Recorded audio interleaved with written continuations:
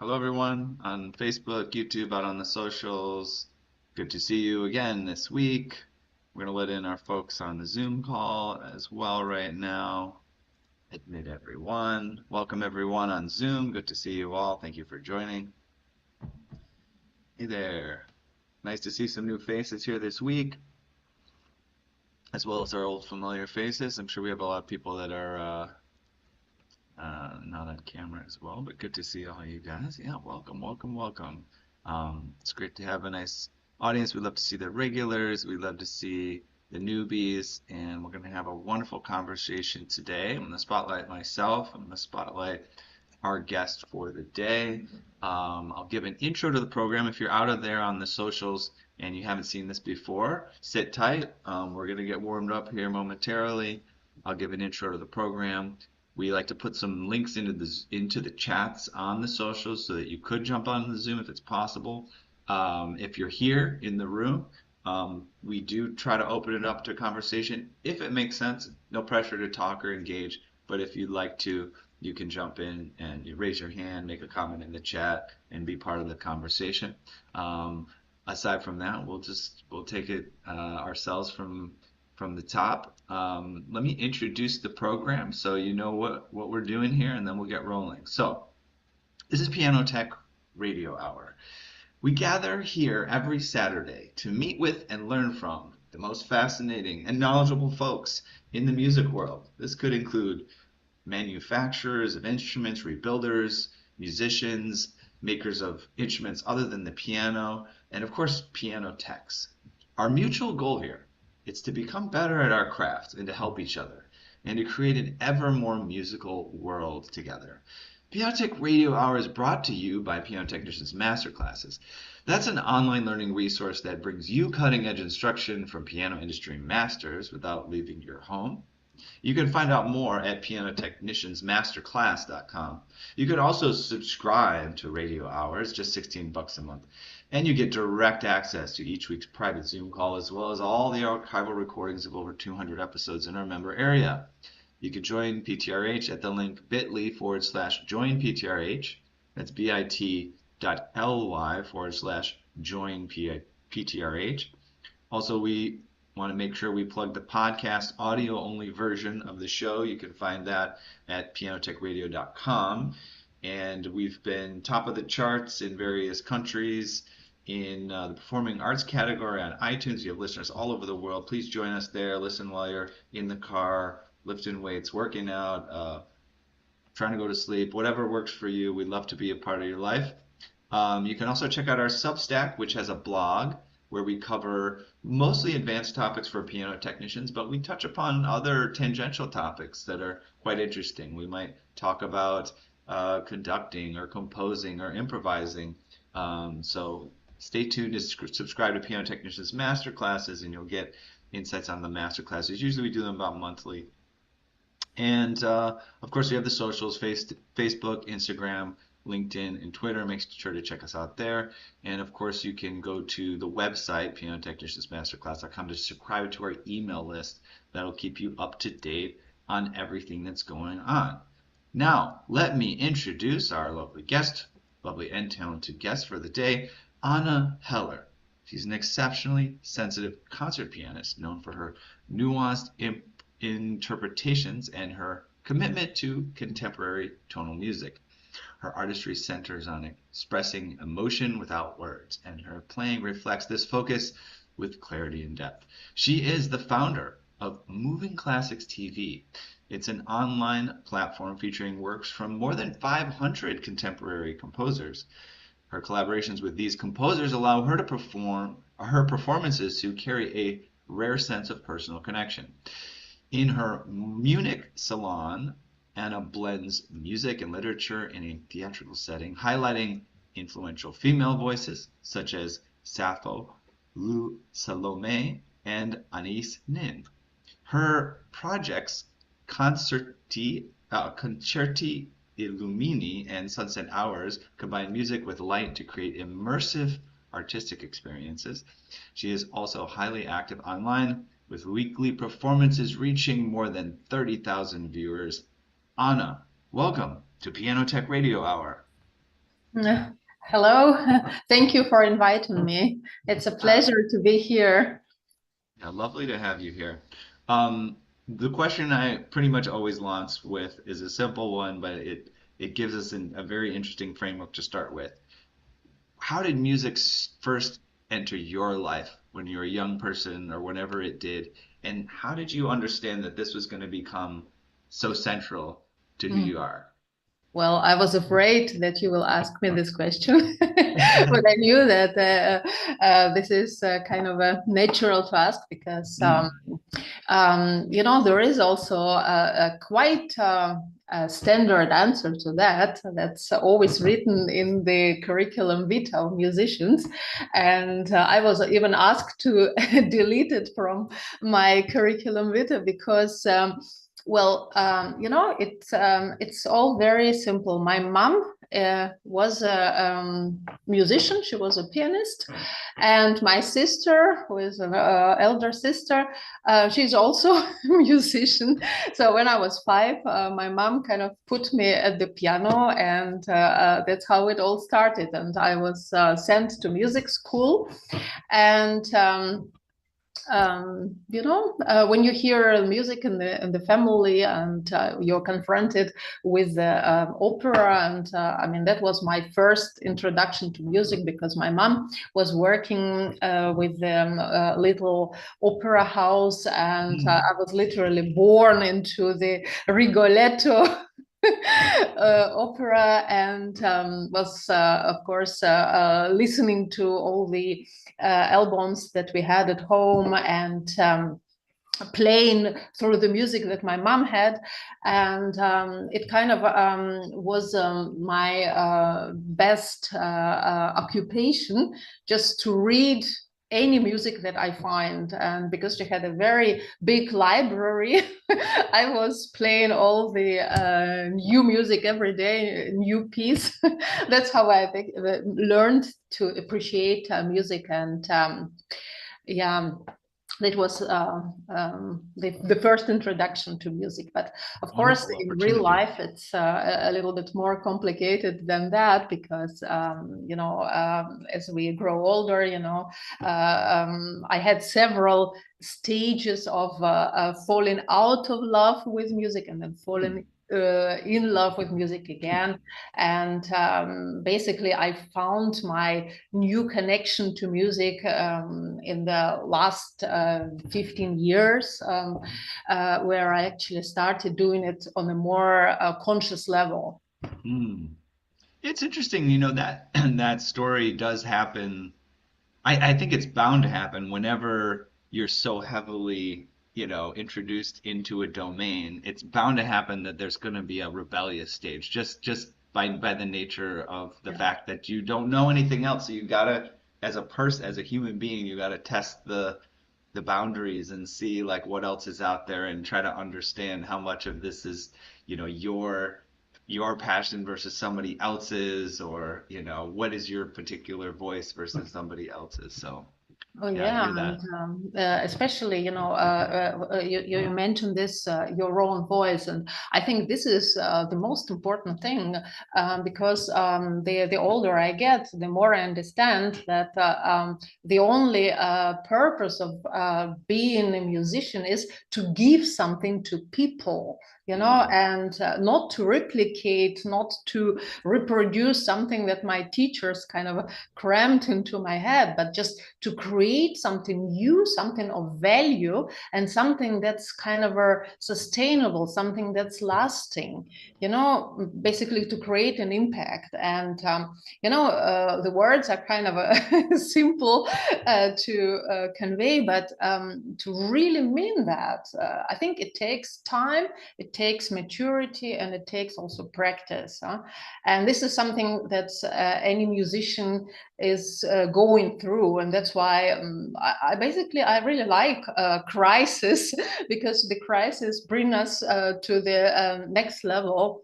And I mean, for me, it's absolutely clear. I live for music. I live for piano.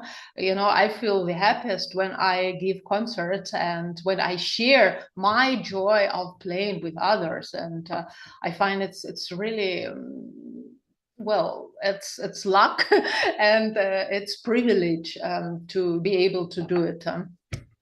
Absolutely.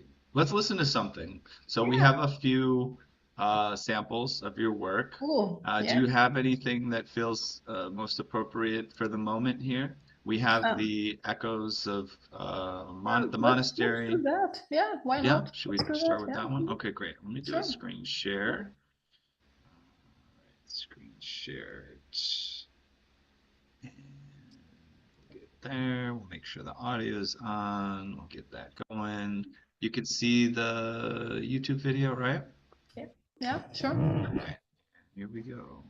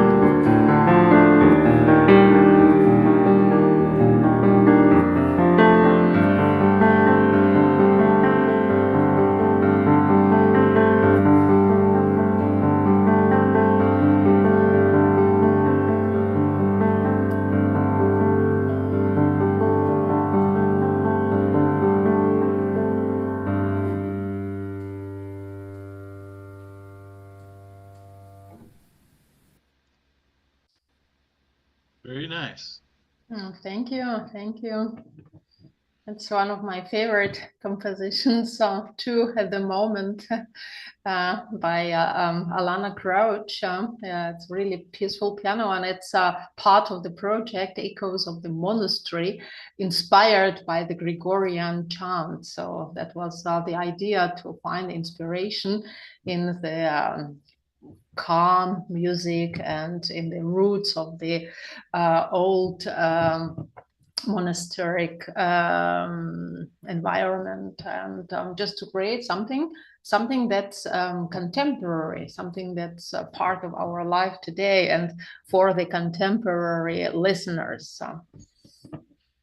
Tell us about the setting there. It's just a very beautiful spot, and it's fun to see I don't know if fun is the right word, but there's something touching about seeing the rain in the background Yeah, and the yeah, intense weather, and it also gives you something to reflect upon. And it's interesting there with the monastic theme as well, you know. yeah. Um, That's true. It was really the weather was exactly perfect for this music. I also noticed now, because I kind of forgot about about the setting, but it made it really kind of special. Mhm. what is the setting there? Is that a performance space? Is that Well, yeah, I home mean piano? Like what is that? it's a private room, so to Hmm. say. It belongs to kind of a business event center, Okay. and there is Steinway there, which is Hmm. really good. Yes. And it's fun to play there because I really like this, the windows. Which is really special, because usually all the concert halls, they're all like dark, and they're all closed, and I really like more open spaces, and I like seeing nature, because it's important to be connected with the nature, to kind of recreate the connection between the piano sound, right, which is actually also physics, part of nature, and of course to see the nature. And because I do moving classics recordings there, and it's always different time of the year, so sometimes you could even see them. There are some videos where you could see the butterflies, and they were reflected on the grand piano, and it's really it's special. You cannot recreate it, because it's part of the of the setting. That's really great. Tell us about the modern classics sort of idea that of using the starting the channel Mm-hmm. and and the impetus for that and how it's grown and Sure. developed over the years. Mm-hmm. Yeah, it's actually interesting how it started, because first, of course, I had this kind of a need to find something, to do something different, right? And at the same time, I was active in social media and Facebook, and I learned Piotr Lachert, Polish composer who was actually a founder of consonant music. Maybe you heard of it. They are based in Holland, and he started it in the 80s. And his idea was to have a kind of contrast music to this atonal and this Darmstadt school, etc. So he really wanted kind of a tonal consonant music. And when I met him, he kind of introduced me into this world, and he said, look, contemporary music can also be interesting. You shouldn't be afraid of it. And he would send me examples, and like step by step. I thought, wow, I know nothing about it, because I couldn't name composers, and so I got curious, and then step by step. I started discovering, and at the same time, I had a chance to record music, and I thought, why not share it with others? Because if I didn't know anything about this music, then others should learn. So I started searching for composers and asking them, writing to them, and of course learning music. So now it's over 500, I think, because it's also over 8 years that I've been doing it, and it's really a long time. But it's really incredible experience to and honor, to meet so many interesting voices of today, and sometimes be the first to play and record their music. I mean, I find it's really a privilege. Congrats on the success there. I would like to shift topics a little bit to just the general topic of creativity. I know that's something that's important to you. That's something that I'm passionate about. Creativity happens in so many different domains, and I love exploring how to stimulate creativity and explore there. So, what's been your involvement in the topic in the field of creativity?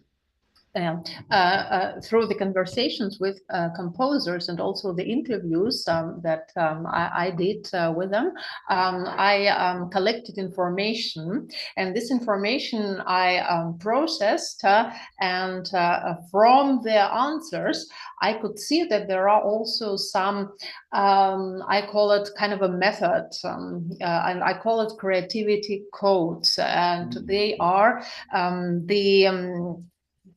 the creativity triggers, maybe it's the better word, and I kind of selected 10 of them, and they are used so that creativity is not spontaneous process. It's really a methodology, and it can be used also by others. And I also created some kind of I call it creativity break. That's also the format for example, for businesses or for people who want to learn about creativity, because I share this knowledge with them, and this way it's kind of a bridge between composers, music, and also let's say everyday life or business. And you wouldn't believe it, or maybe you would, because you're also an expert, but the first creativity code is passion. And tell us a little bit more about how that gets implemented, the first creativity code of passion. Well, so yeah, what kind of, do business people do things with that? Do musicians do things with that? Where do you start from with that? Yeah, usually, I mean, passion is of course, it's kind of, you can say this is the prerequisite. Usually, I say that if you want to do something creative, you need to find emotional touch points. I mean, this is something that I try to do. So it's a kind of a quick fix when I, for example, want to create a new interpretation, and I don't get this feeling that it's basically to get yourself in the flow, right? So that you are so involved in this, so that everything is so light and so easy. But in order to get there, I create emotional touch points. So I try to reconnect myself, and I remember the moments where I was in the flow, or I try to reflect myself when I felt very passionate about something. And then I recreate this feeling when I do something new. And this way it kind of produces more energy, and energy is all we need to start the creative process going. It's like the first step.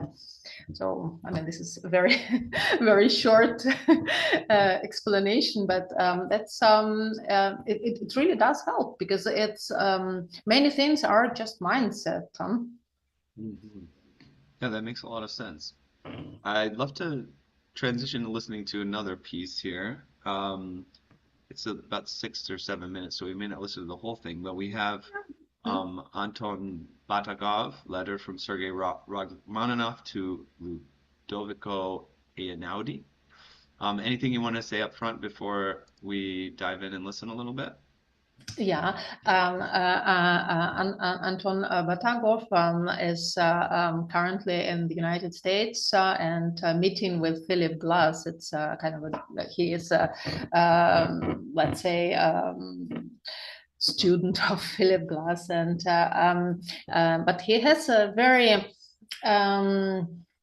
original music, I find, and this is one of my favorite pieces of him. I played it yesterday too. I played a candlelight concert in a castle, and it was my encore. So usually I finish it with this music because it has something very optimistic. It has also a mixture between this Rachmaninoff melodic structure and Einaudi very minimalistic, very new neoclassic mix. But this is really interesting. Let's take a listen.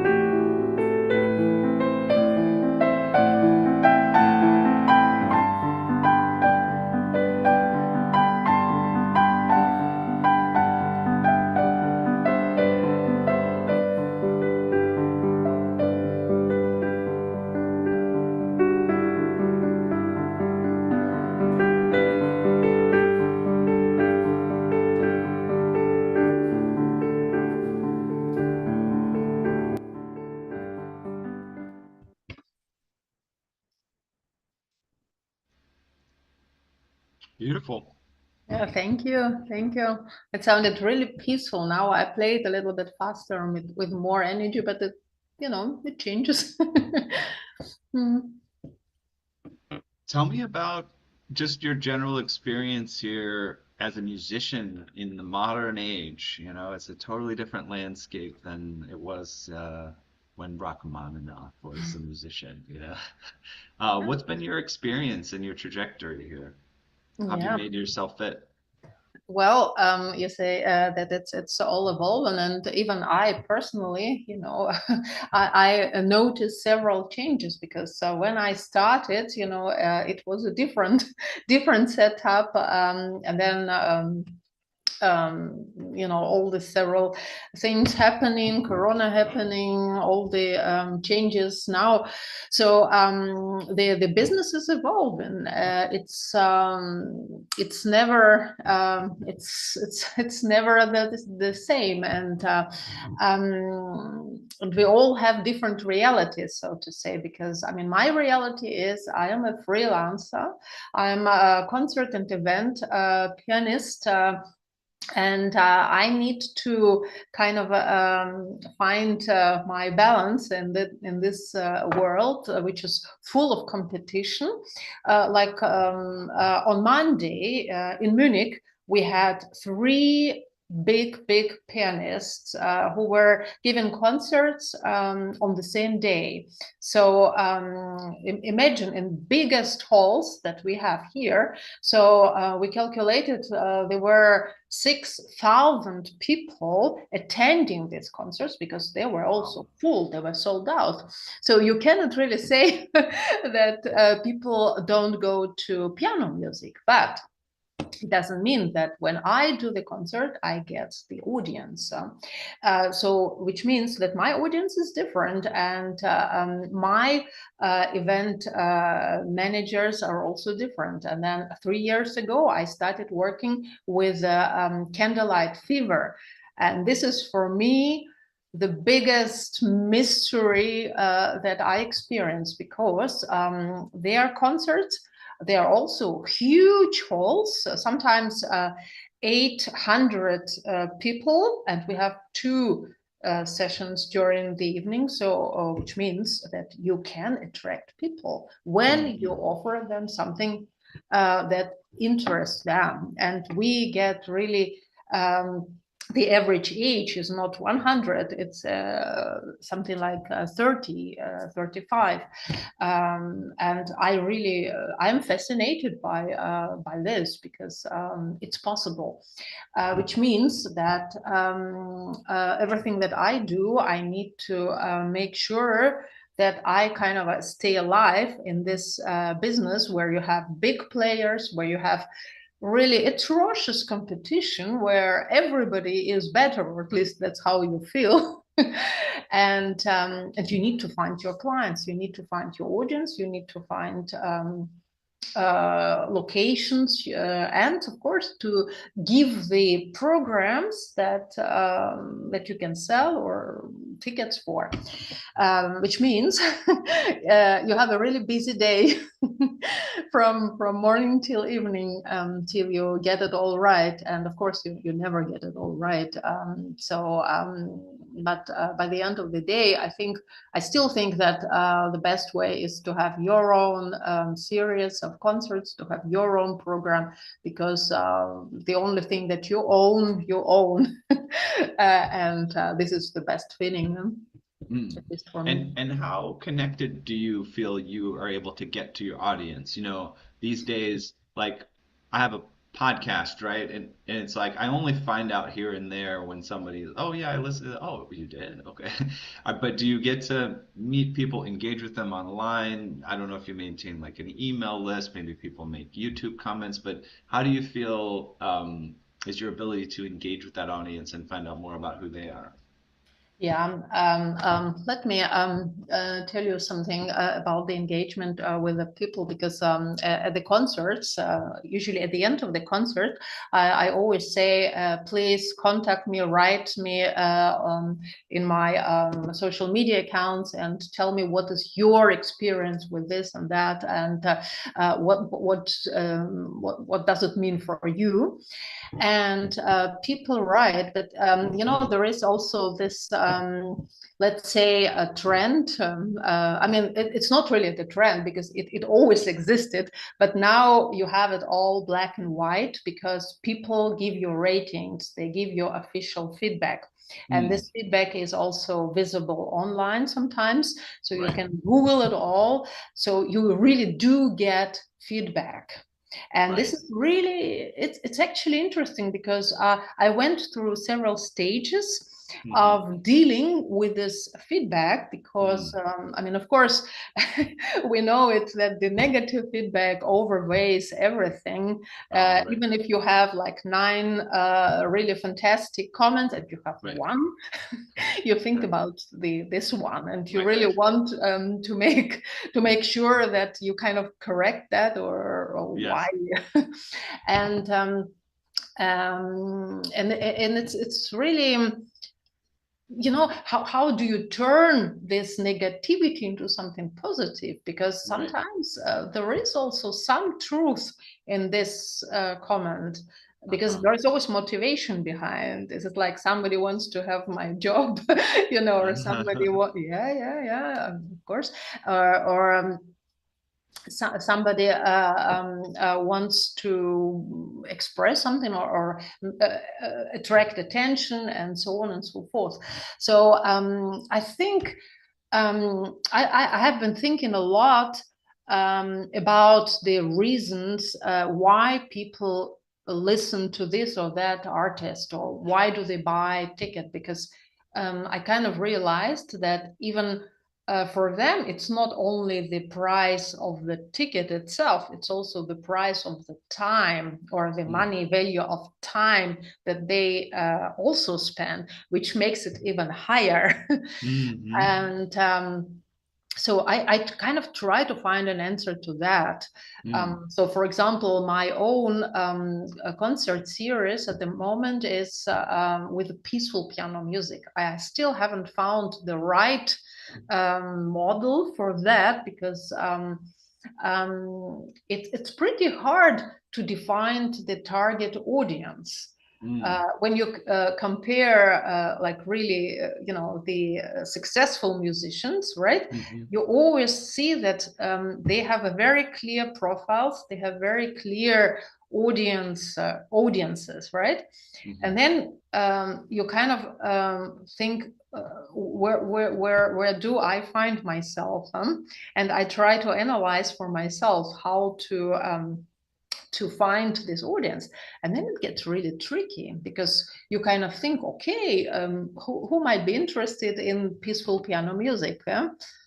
And then you think, okay, maybe, I don't know, women at certain age. Well, but and then you get like 90% men or something. So Hmm. it's always kind of, it's not that what you thought it would be. And Right. which makes it a little bit difficult, but this is also part of the creative search, you know Yeah, and it's a of course, I mean, discovery process. yeah. So Yeah, yeah, I resonate with you there. I think, I mean, it's people encounter this with anything, whether they're creating a product or a business or music or art or, and especially online, there's a lot of sorting the signal from the noise, as they say. Because if you try to be whatever's the most popular thing, there's so many odd popular things that you you know yeah. that don't even really make sense. They just sort of got popular because they were different. And so I think my take is I think following the advice that a lot of people give of, well, the negative comments just don't even read them. and focus on the strengths, like focus on who's most enthusiastic and go, drive harder in the direction of what is working and what's positive and who's there. But I agree with you. It is it's I think the point that's interesting here is that it's a journey now that almost every musician has to face that you didn't used to have to. Yeah, you used to just Yeah. be in your little town, or you used to need to go to impress the A&R person at the record label or something. There was a certain path there. Now the path is I have to figure out like who my audience is and how it fits into this greater landscape of things that are working and things that aren't. And it does seem like it often is counterintuitive once you really, if you figure anything out, it's like, oh, well, I would never thought it like that. Yeah. Yeah, and I also understood something really interesting. There's this economics Nobel Prize winner this Hmm. year. Okay. He kind of proved or explained the situation we are currently in, Hmm. because he showed that in the situation where we have too much competition, it's Hmm. actually counterproductive for innovations. So the more competition you have, the harder it is to introduce new things, innovative things, because the costs are extremely high. So basically, you turn back to the traditional, to standard products.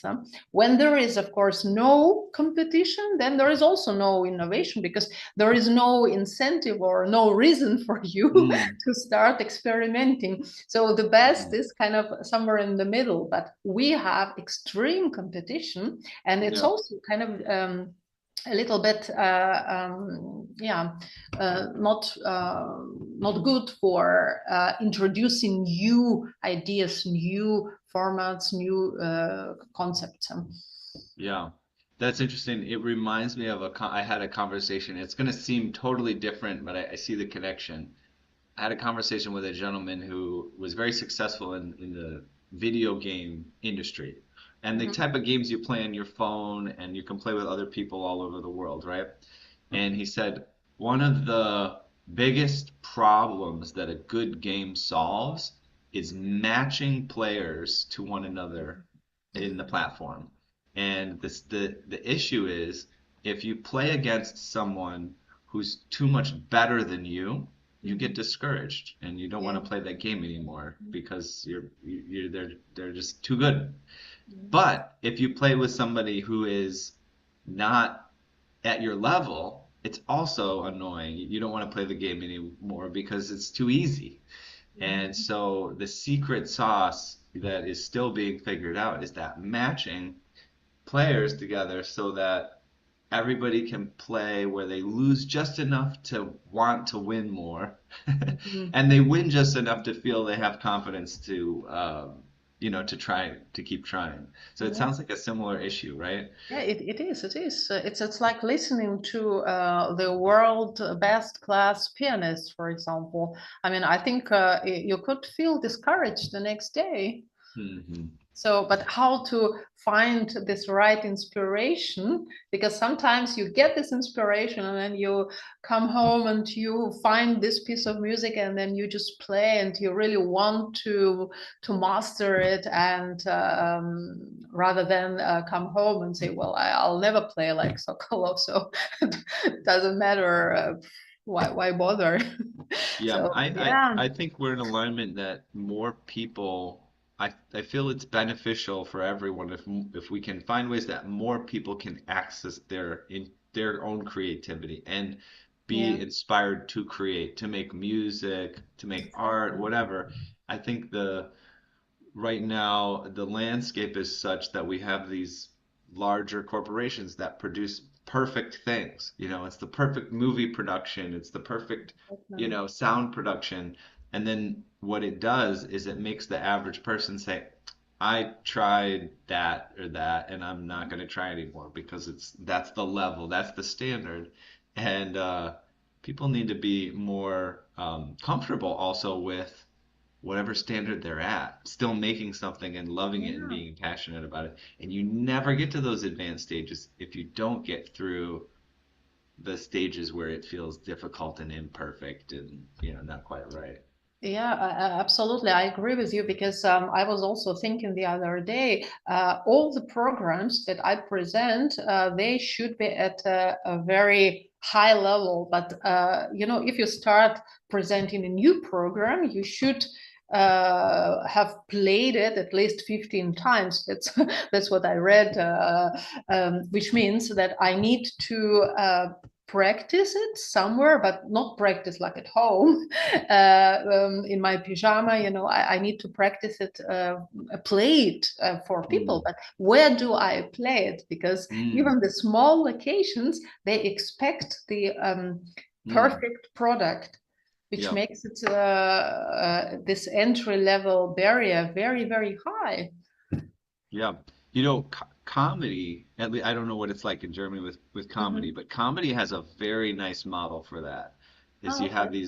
these little clubs all throughout the country, and that's how the great comedians develop their sets, as they call it. They go around, they play in this little club, and yeah, they make a few, they try a new thing out, they see if people laugh.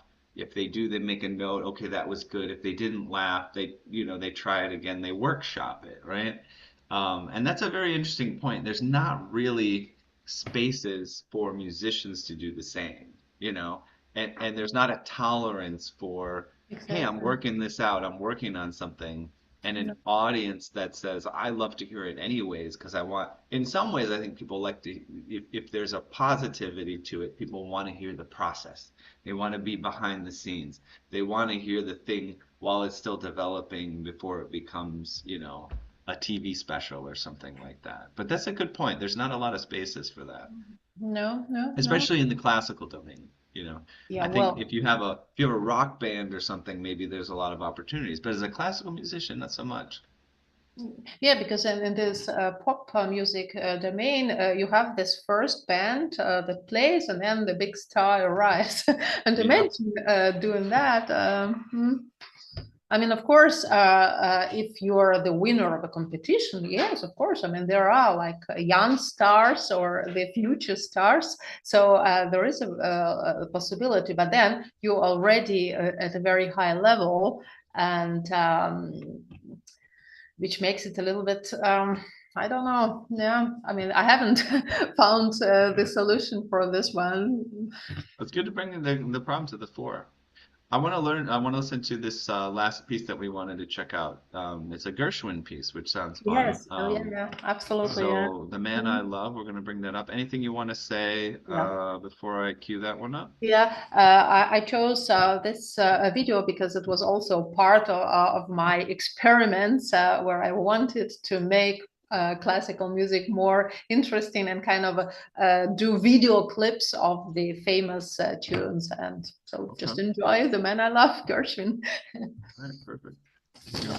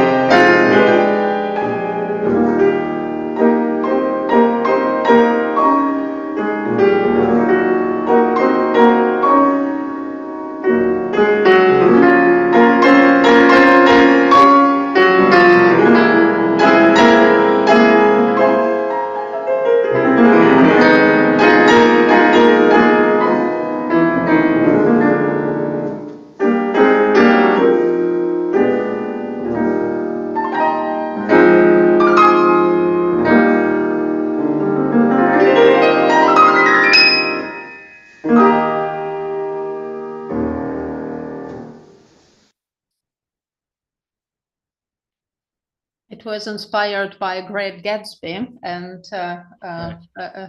Fitzgerald. Mhm. Wonderful. Um, Thank you. Getting some That nice was feedback on that fun. one. Is this actually the man that you love in the video? That's my burning Oh, question. Is this well, an actor or that's the mystery. That's a that's the Great mystery? Gatsby, the Okay, all Great Gatsby, the one and right. only. Yeah. Wonderful. Yeah. Um, well, yeah, I appreciate you putting that together. And of course, I'm a jazz aficionado, so I like a little Gershwin. Now, the arrangement of that piece, is that by anyone in particular? Is it just sort of a standard arrangement? I'm not sure. The arrangement, oh, that's Gershwin himself. With That's Gershwin the himself. stand. Yeah, yeah. I mean, he has the whole book with a solo piano arrangement. So yeah, yeah, they're really cool to play. Yeah, Wonderful. yeah, Um, we'll be wrapping up in about 5 or 10 minutes, so we'll maybe have yeah. a question or two more, and then we'll start Sure. to sign off. Anything that we didn't cover today that you wanted to chat about? No pressure there. I've got more questions, but just want to make sure we fit things in. Sure. Yeah. Well, basically, my dream is to have a kind of a better visibility for moving classics composers because I have the core of moving classics composers with whom I communicate, but we need to grow more momentum so that we are taken as a community. So for the next year, this is like my goal to work on getting more visibility for moving classics and also getting kind of a cluster, so that we can inspire each other and also grow new audience. So that's basically my goal for next year. That sounds like a good goal. Yeah. Appreciate that one. Um, I think before we head out, let me ask just sort of a random question here. Um, what have you learned recently that you find particularly interesting or inspiring about music, about some other domain in your explorations? Well, yeah, at the moment, I'm more like into the deep psychology. I'm learning more about my audience and I'm learning how to accept them, which means how to make myself stronger as a performer and to build up on my confidence. So, this is something that I'm working on. But in order to do that, I reflect. About the concerts that I'm playing. I analyze and I try to learn every time I give a concert, Hmm. and I always ask myself a question about the motivation. What people accept? What do people expect from me? Hmm. So, and I try kind of to bridge this both, which is kind of a process that's never stopping. But this is just been on my mind the last month. Huh? Hmm. Yeah, that's we kind of touched upon it earlier, but it's such a Yeah. fascinating domain. Yeah, there's it reminds me though, I listened to this producer. His name's Rick Rubin. Oh, He yeah. produced, you know who Oh, Rick Rubin is? Yes. of course. Produced, some of the most Yeah. phenomenal records in history, really, at least Yes. recent history. And he's And guru. yeah, have you read his book or listened to his It's on podcast? my desk. I read it every day, a Oh, little. wonderful. Yes. I love that. Yeah, I think what's interesting about that, based on what you say, what you're talking about too, is there's this balance, right? Because his thing was always bringing the musicians into the studio and trying to get them away from trying to make something that, they've got to get it right. It was more, let's give you the space to be yourself, right? Mhm. Just to like not think and just play the music. You're not trying to make a hit. You're not trying to connect with an audience. You're not trying to do anything except just let what's in here come out, right?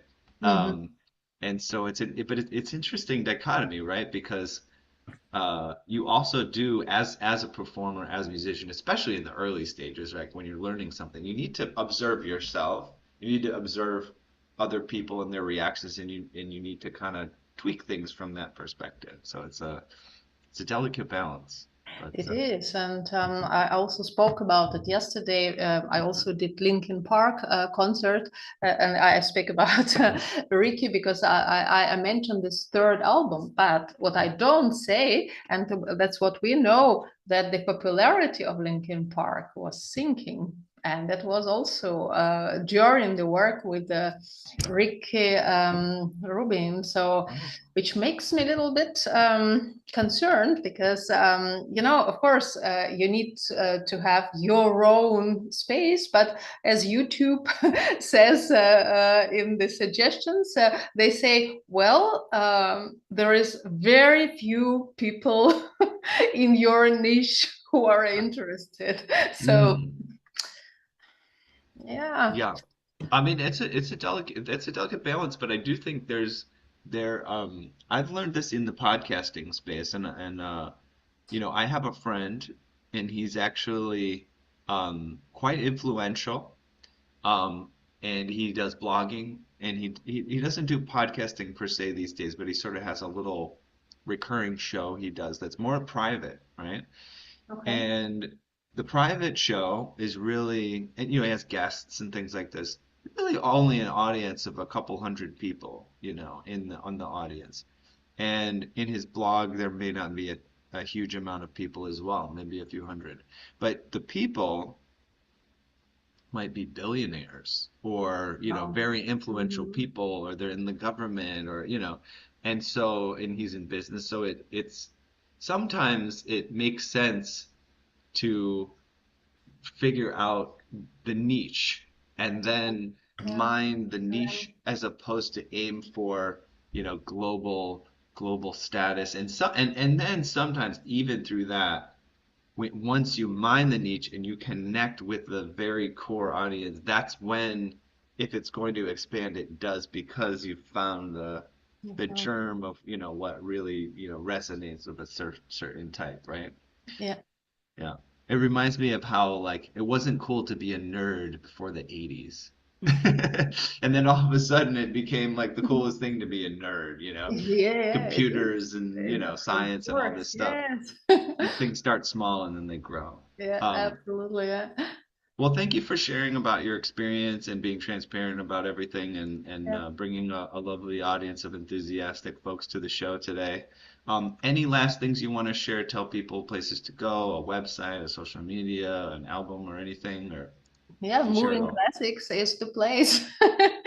So Okay. thank you for inviting me and thank you also for listening. And Mhm. it's been pleasure talking to you and thank you for your time.